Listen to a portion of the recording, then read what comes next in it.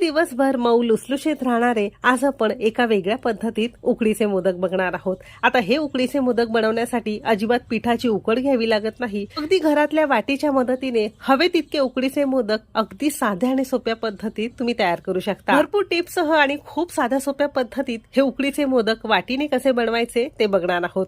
नवशिके असतील, नवीन लग्न झालं असेल, तुम्ही बॅचलर असाल, मोदक खायला खूप जास्त आवडतात, बनवायला येत नाही, तर हा व्हिडिओ फक्त त्यांच्यासाठी आहे। म्हणून व्हिडिओ अगदी शेवटपर्यंत नक्की बघा।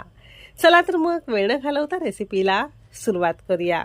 पारंपरिक पद्धतीत उकडीचे मोदक बनवण्यासाठी सुगंधित मोदक पीठ कसं बनवायचं अगदी पारंपरिक पद्धतीत व्हिडिओ तुमच्यासोबत शेअर केलेला आहे।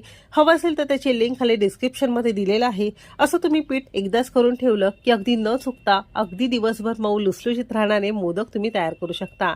तर हा व्हिडिओ पाहिला नसेल तर याची लिंक खाली डिस्क्रिप्शन मध्ये दिलेली आहे। तर यातलंच आपण 1 कप भर